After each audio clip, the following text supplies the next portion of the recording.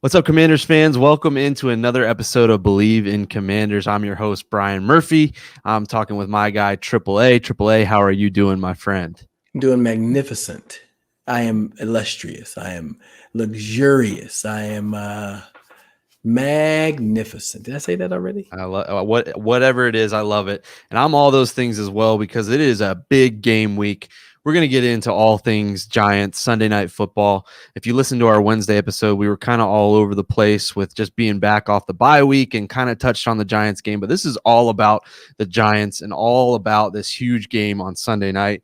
We'll touch on everything we need to know about the rematch, part 2 against the Giants, some injury news and updates. And then, like I forgot to do, we'll give some props to the Walter Payton Man of the Year award nominee for the Commanders. But first, if you want to bet on this game or bet on anything else, AAA's got to tell you about our guys at Bet Online. You got to go to Bet Online to do that, man. Bet Online, that is the place to go. Basketball is back. That's the place to put your bets on, all right? Go bet on the Mavs or something. Luka Doncic. Not the Wizards. Woof. You could bet against them if you'd like, but it's going to be your number one source for all your sports betting needs this season. You're going to find your latest odds, team matchup info, player news, and your game trends over at Bet Online. And as your continued source for all your sports wagering information, Bet Online features live betting, free contests, and giveaways all season long. You get a couple World Cup bets in there too if you'd like to. It's always the fastest and the easiest way to bet all your favorite sports and events, whether that's the NFL, NBA, NHL, MMA, tennis, boxing, or even golf. You have that available to you. Head to betonline.ag to join and receive your 50% welcome bonus with your first deposit. Make sure to use the promo code BELIEVE to receive your rewards. That's BELIEVE, BLEAV, to get that 50% welcome bonus rewards. Bet Online, team. That is where the game starts. And the game's going to start against the Giants on Sunday night. It was flex into that position. It's going to be a huge game. Quick flex, too. Yeah, we're gonna get into all that. But first, I want to go off the field real quick and give this guy his props. Charles Leno was named the Walter Payton Man of the Year nominee for the Commanders. That just has to do with everything off the field, community service, just being an all-around good guy. And Charles Leno, it's his second year in D.C., but, man, he has kind of become a stalwart in that community, and he just seems like an all-around good guy along with being a pretty solid left tackle. So pretty awesome for him. Go out and vote for him. You can do that all over Twitter. What does this award mean to you? Just kind of the name Walter Payton, and do you remember who the nominees were during your time? Man, it's an award I was never put up for it. Not saying I'm a bad guy. You're robbed. No, you were robbed. You were robbed. No, man. I think like a guy. I feel like Lorenzo Alexander was a name that would have come up, and he's a guy who is like always in the community, in whatever city he's at. I mean, Buffalo, in Oakland when he was at home, in the DC area as well. So Lorenzo really dives in, and Charles has done that as well. He's got 3 different cities that he gets involved in, and he's in the video I was watching. He lives in Texas, and he's going to get involved down there. He has Leno Claus. Is one of the big things that he does, and him and his wife have an organization. I want to say it's called More Than Entertainment, so I apologize if I'm getting it wrong. But I think it's Beyond. There you go, Beyond Entertainment, right? Yeah. So. He passed something. He's using his platform for good and making an impact with kids. And the one thing that I would always embrace the moments that you have with people, because you don't know if that one moment ends up being a moment that just shoots them off into the stars and gets them going down the path that they really want to be, So I got to give take my hat off to Charles and really the rest of the nominees, anybody else that's doing something big in the community. Just because you didn't get nominated doesn't mean that you aren't doing big things. But congrats to Charles Leno. Good luck, man. Hopefully you win, but keep on doing good things. And if you hear this, you're down here in Texas, I'd love to be involved and help you out with your organization. Love it. And yeah, his wife is cranking out the tweets, trying to get him a bunch of votes. She's a funny follow on Twitter too. So they just become a really cool part of the DC community and just all the stuff that they're doing. And yeah, it's really neat. And it's got to be an honor just to be nominated. I think all nominees get to wear the little patch on the back of their helmet now. And then any winner gets to put the patch on the front of their jersey. So there's Yeah, that to just kind of show it off too, which is really cool. So that kudos is to exciting. Mr. Leno and the Leno family and all the guys. It's always fun to see, the little like montages that they'll do during the games with all the service opportunities. And it's not just the guys being nominated, it's guys across the league. And so very, very cool. The My Cause, My Cleats, there are a bunch of guys doing a lot of cool stuff, and it's fun to see the NFL support that. I love the My Cause My Cleats one. I think that's one. I feel like there was a couple of players that were on the Commanders that had some. I don't have it in front of me right now, unfortunately, Yeah. but could find it. But I love the My Cause My Cleats, and Me too. that came out like just after my time, because when I played, they were like, "Don't mess up them shoes." Don't mess up the shoes. And if you had a sponsorship, like you couldn't cover up the logo. So there was very little that you could do to your shoes without getting a fine. And now at least the NFL has found a way to bring awareness to different causes by allowing players to get creative with their shoes. So I think it's a good mesh to find a way to help benefit everybody. So I got to say kudos to the league for that one. Yeah, and I'm with you. I can't remember the organizations, but if you go back on the Commanders' Instagram, they did a couple of videos and kind of had the guys spotlight it. So yeah, really cool, really cool. So moving back onto the field, Commanders doing some cool stuff off the field, but on the field, they're doing some cool stuff as well. And it's New York Giants week part deux. The first one ended in a tie in the Meadowlands. The Commanders are doing everything they can to make sure they come out with a big victory on Sunday Night Football. It's New York Giants, Washington Commanders in a rematch. And everything's in front of the Commanders. We talked about it a little bit in our last episode, but let's dive into it here. They win here. Their playoff odds shoot up. I mentioned that the end of our last episode, shoots up to 90% chance to make the playoffs. That allows you some wiggle room, which you obviously want to win all your games, but it allows you some wiggle room with a month left. How huge is this game, and what is that atmosphere going to be like at FedEx?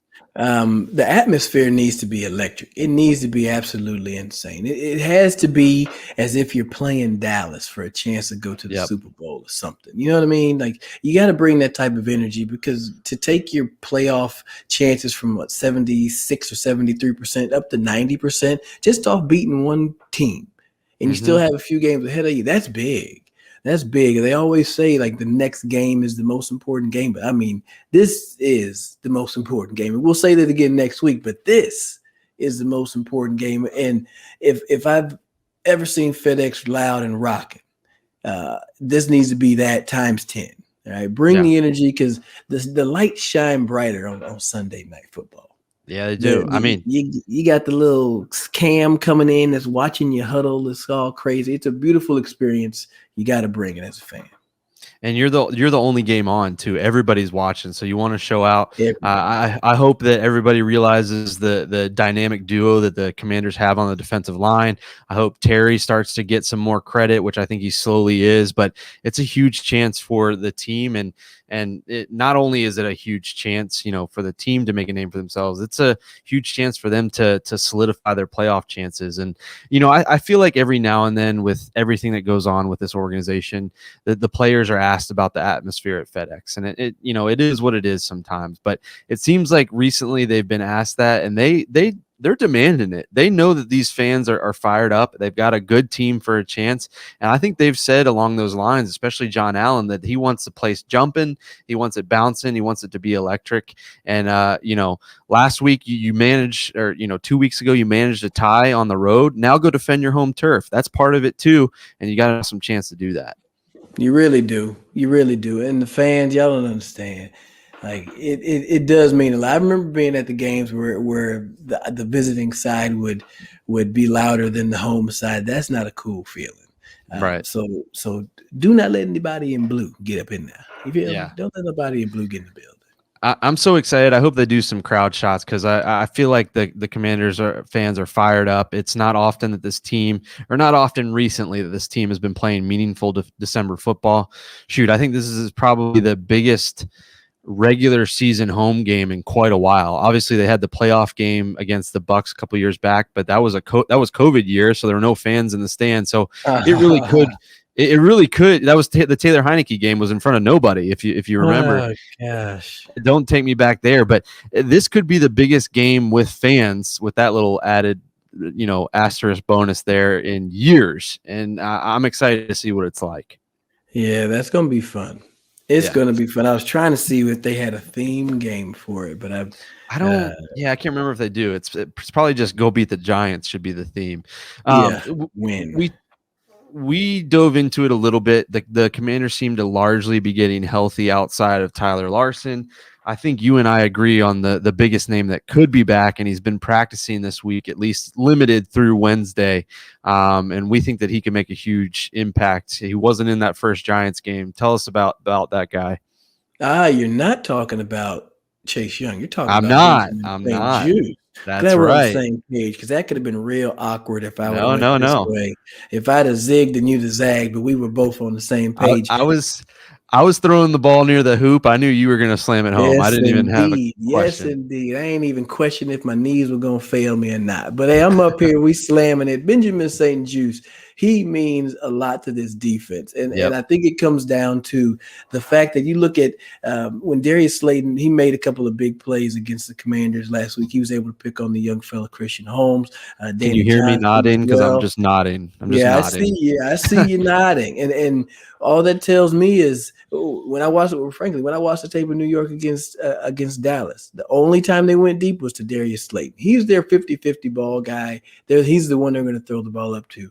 BSJ rises to the occasion when teams challenge him, and you can see with his dynamic duo, his teammate over there, tag team partner, and Derek Forrest. Good things happen when BSJ is on the field and the Forrest is running around. So I would expect that you could try if he's playing. You got to think that there's going to be some turnovers created. Yeah.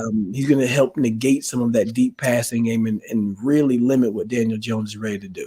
That's a good point. We always talk about the safety duo, right? We always think about, the strong and free safety kind of being a duo, but you're right. I'm thinking about the more recent turnovers, and a lot of them have been created with 25 and 22. I'm thinking about, I think Derek Forrest's interception against Philly. I think Benjamin St. Juice was right there. We know about Benjamin St. Juice tracking down the play to force the fumble in that same game. Boom. The deflected pick in Houston as well. So you're absolutely right. I didn't think about that. A corner safety duo. Those guys play well with each other. That's for sure. Now here's what's going on in my head. The issue of whenever you had Christian Holmes and Danny Johnson in, you had to see a little bit more two safety look, and it kind of changed the way that the defense had to play. This is how I'm envisioning this thing. When you have two safety looks, it makes it easier for people to run. You have less people rushing, so on and so forth. I feel like if BSJ gets back, it gives you a chance to be a little bit more aggressive and put a safety in the box and have him spy Daniel Jones, have them be up there to take away the run and make him be a passer from the pocket. Don't let him just read half the field and have the middle of the line wide open to run up into. Okay, I think BSJ can hold it down. There's not a lot. I mean, there's a couple of players that New York has, but really nobody's that's going to really just scare you.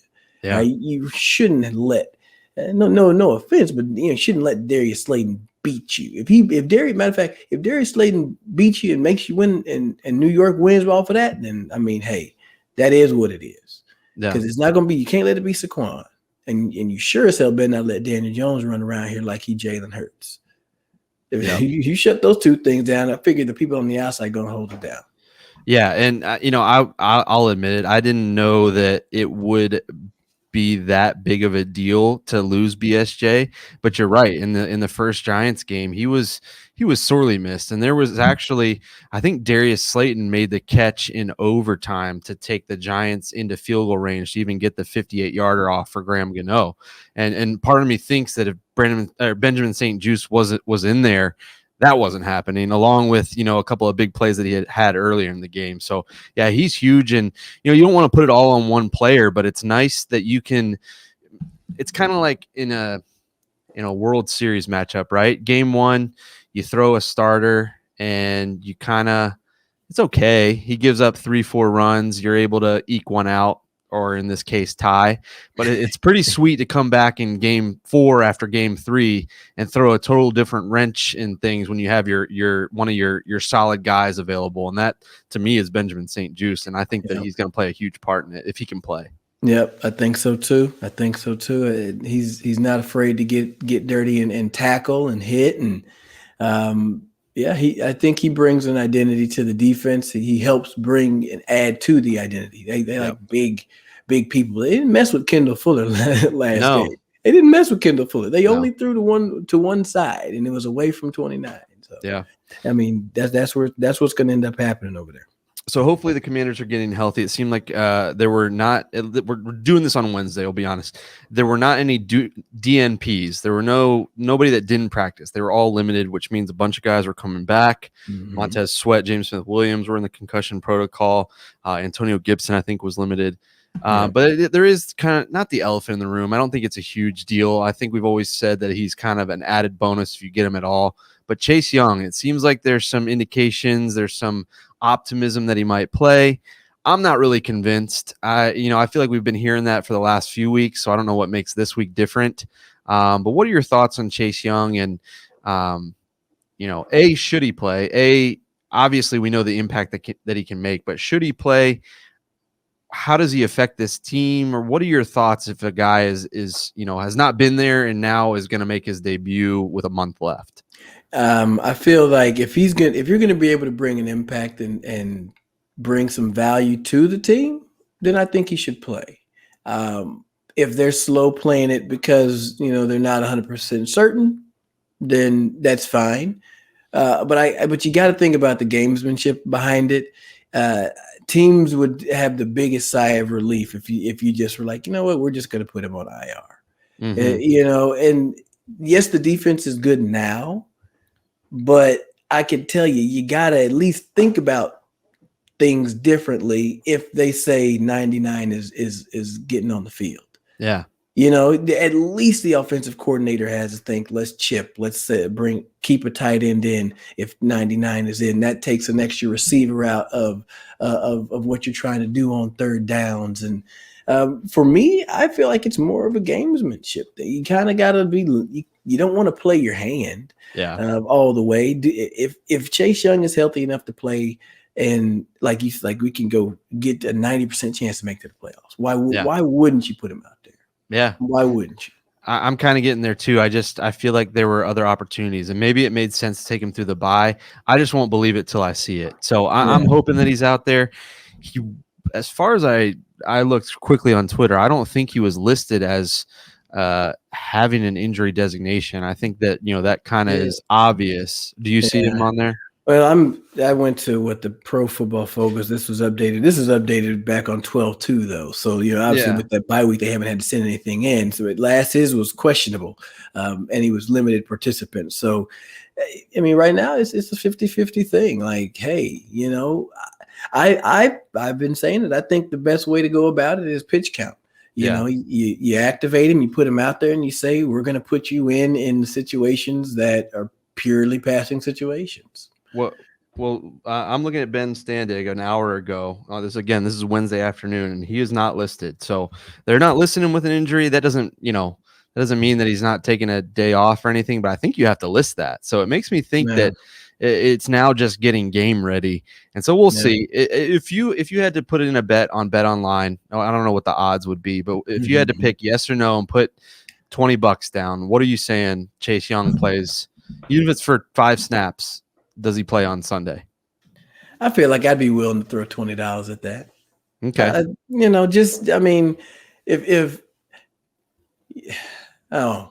just feel like you don't designate him to return, and then I think that they've handled injuries right all year, and our expectations are getting ahead of what the reality is, right? Yeah. Like, hey, yes, he's healthy to play, but you don't really necessarily need to throw him out there just yet. Let him get right. Let him get right. You can talk me into it. I'm a cheapo right now. I would say no. I think that I I don't feel it yet, but I could be Yeah, wrong, and I hope I'm wrong. I hope to see him out there because I think it would yeah. just add to this whole environment. I So would I would say this. If he didn't play this Sunday, like I would feel stronger that he would play in a future, in a future game. Like if it came yeah, down to it, you know what I'm saying? Like sure. winning cures all. I don't see why you wouldn't try to put one of your best players out there if you're trying to actually win. Absolutely. All right. So on the other side, real quick, and we're not as tuned in to Giants, but Connor Hughes, he is a reporter for SNY, so he covers the Jets and the Giants. It looked like he was out there for Giants practice again. I want to say this is Wednesday. This could all change, but it seems like there's a little bit of question mark about how healthy Saquon Barkley is. I think he plays. I think there's no question about it. Saquon just doesn't strike me as a guy that's going to sit out a game, especially a game this big. But Brian Daboll wouldn't say if Saquon Barkley was on a pitch count. He also denied that Saquon Barkley got hurt in practice, but then Barkley did admit he got hurt in practice. So a little bit of juiciness there, and I'm all for spreading some rumors to hopefully get the Giants shaking up a little bit. I'm gonna tell you. I'm gonna tell you how Dante. I'm like the third person in this telephone transaction. Dante Stallworth, great receiver, good friend. He used to be with the Patriots. He said that Bill Belichick would go over the injury report and he would look and say, Saquon Barkley. It says questionable. I said, don't worry, he'll be there. Like that's the way you have to prepare. You have to assume Saquon Barkley's going to be there. And Daboll said not confirming, and then Saquon saying, yeah. I think that ends up being like a difference in what the coach wants to have delivered. One of the first things you always hear is like, hey, we don't talk about injuries. Okay, don't talk about injuries. Anything injury related to the relay it to the coach. Maybe Saquon is like, shoot, I've been here long enough. I can tell you, yeah, I hurt my neck and got hurt in practice. Doesn't mean he's not going to play, but that's just a little bit. That's going to be a Saquon. Let me holler at you real quick. Hey man, don't do that no more. So, right. Well, and it's funny you mentioned Bill Belichick. Brian Daboll coached under Bill Belichick a couple different times, so he's kind of got that Belichick in him. So it could all be gamesmanship. I just thought it was interesting that there was, he said that he wasn't hurt in practice, but Barkley said he was, so that'll be something to be seen. It's kind of curious. I don't think he played the full game last week because they were getting their doors beat off by Philly, but that's something to be seen. If you can stop Saquon a couple of times, can you take him fully out of the game? Which I got to think the Commanders are going to do, and I think they're going to, shore up some things that they struggled with. So, we know the players to look out for. We know, a rematch. It's a quick turnaround. What are some things that you think that the Commanders can do better? I mean, I know it's one thing to say keep Daniel Jones from running on you. It's one thing to say, you got to limit Saquon Barkley. But are there any like X's and O's things that the Commanders can work on from that matchup just 2 weeks ago? Absolutely. You're going to have to take what you did before and just turn it up a notch. Emerald Lagasse, right? Just put a little bit of that on it and boom. Bam. And you're going to take whatever you did before to the next level. Look, you're going up against a team that just got whooped up on by Philly because Philly was able to say, we're going to just take your man coverage and then beat you, with our receivers. And I think Washington can do that as well. But with the shuffling of the offensive line, I think they were a little bit worried about the pass rush. Now I think, hey, go look at the tape, see what you did before, and use that same game plan. But I say take that thing a step further. All those, quick screens to receivers. Now you got to have a little screen and go, fake the block and have one receiver get up the sideline. Hit some big chunk plays because Washington, Lord have mercy, New York is going to look at the tape from 2 weeks ago and say, hey, this is what they did before. And they don't have a game in between. Unless they found a way to sneak into practice, and I'm not saying nobody did, they don't know. They have to assume Washington's going to do the exact same thing as they did before. All right, so now you have to think, if they're thinking that way, now I need to go either A, whole new game plan, or find another way to just kind of change it up from what we already were doing. That's just at least on the offensive side. Yeah. I think we talked about this a little bit. I don't think there are going to be any huge sweeping changes. I think these teams finish in a tie. They're pretty similar and now it's just kind of making tweaks to hopefully come out on top and not settle for a tie or a loss. I think. Go ahead. Honestly, the other part of it is for Washington to watch that previous tape, because there are some coaching points in there where there are a few plays where it's like, hey, if you read it this way or you see this, hey, don't forget to peek. You could give a couple of coaching notes off of that previous game and still, find a way to be really successful in this game. It's just like practice. I mean, you watch in training camp, you watch the practice that day and you fix it the very next day or the same day. And I think Ron Rivera did it on one of his shows that's like a Commanders show. So he was pretty open about some of the film breakdown. There was one play, I think it was pretty key. I don't know if it was second or third down, but Daniel Jones kind of rolled out to the right. There was nothing going on, and he was able to work his way back into the middle of the field and take off for a big first down. And Ron Rivera was like, one of our guys just got too far upfield. Otherwise, they had it perfectly covered. And if that guy is standing right there, it's probably a 1 or 2 yard gain, and you're having them punt the football. So I really, I'm trying. I know we're a pro Commanders podcast, but I really think that there are just some subtle things that this team can clean up to where they could have held that 10-point lead that they had in that first game and really kind of run away with it. Absolutely. I mean, I go back to just that very first you got the turnover in that second drive where they opted for the field goal instead of touchdown.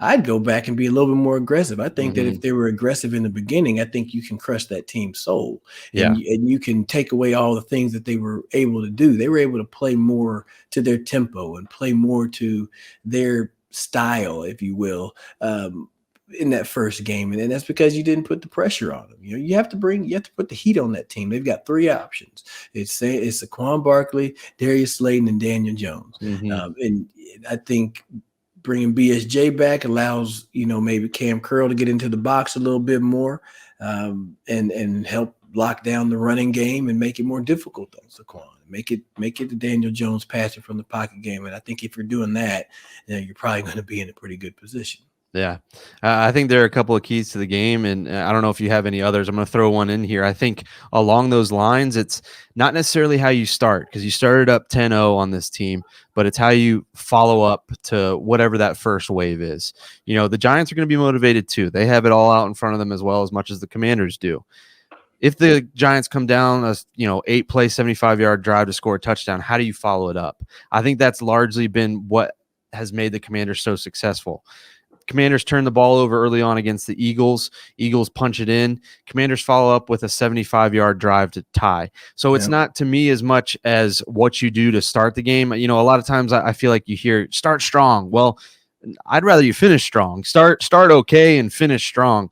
So, if whatever that first wave is, if you go up 10-0 again, if you go up 7-0 on the first drive, force a 3 and out, how do you back it up? Because I think that's where this team can take the next step. And I think it's what we've been hoping that they've been able to do, and it's what you were talking about, that they could have buried it. Go for it. Why not go up two scores? Not 2 scores, but 2 touchdowns, not just 10 points. Go up 2 touchdowns. 14-0 is so much different than 10-0. Right. I'm telling you, you get 10-0 because you're like, okay, defense, you held them. Good job. And there's a little bit of positivity. When 14-0, you're like, all right, offense, hey, we need a drive. Like, that's the difference. The defense is coming over talking about, hey, we need some help versus, hey, we stopped them. Now y'all bounce back. So it's going to be a good game. It's really going to be a good game. I want to see the coaches come out there and say, hey, let's step on some throats. Let's make this thing happen early and often.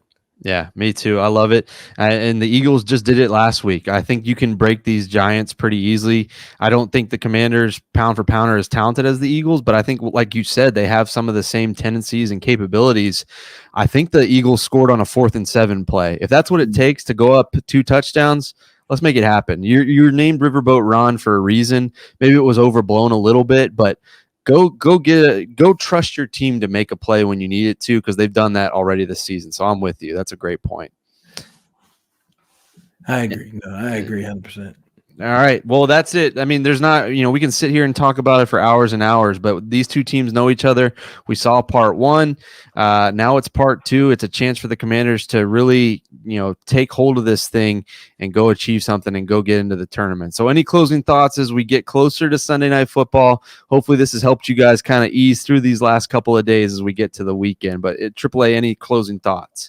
And be excited. Be exciting, Commanders fans. I mean, this is a very special moment. This is something that you've been on an emotional roller coaster all year. You started out the season high and quickly down into the dumps we go. You're 1-4, but now, hey, you're entrenched in the playoff race. So get behind your team, push this team to the top, left hand up, make this thing happen.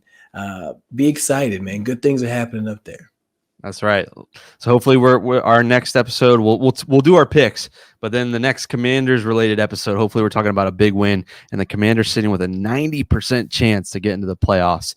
It's right there in front of them. Hopefully they can make it happen. Thanks to our guys at Bet Online. Again, we'll talk about our picks for week 15. Week 15, we're almost towards the end of the season. We'll give you our picks, a AAA parlay, all that good stuff. Talk a little bit about what's going on in the rest of the league. So thank you to those guys. Make sure you use BLEAV for your 50% welcome bonus at betonline.ag.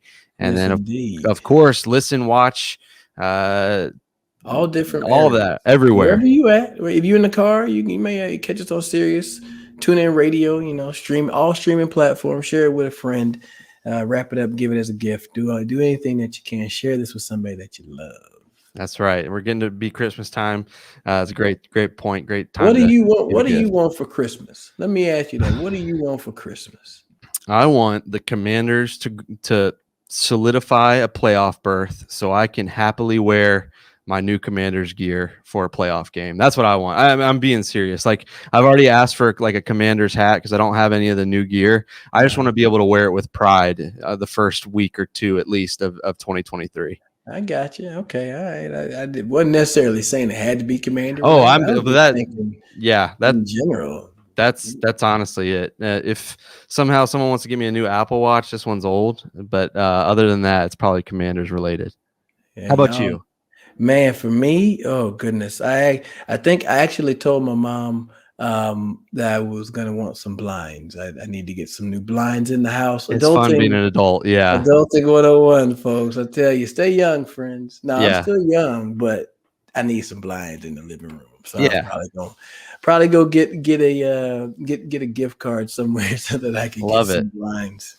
Yeah, my wife would probably tell me to think more practical like that, but I'm not an adult at heart. So yeah, but Christmas. Try out, kid. yeah, exactly. Christmas coming up. Hopefully, good stuff for Commanders fans as we head into the holiday season. So you guys enjoy your time with family as it's coming up, and thank you for giving us a chance and listening to us and watching us. And we'll be back soon to talk more Commanders and the NFL. Yes, indeed, y'all. Y'all be easy.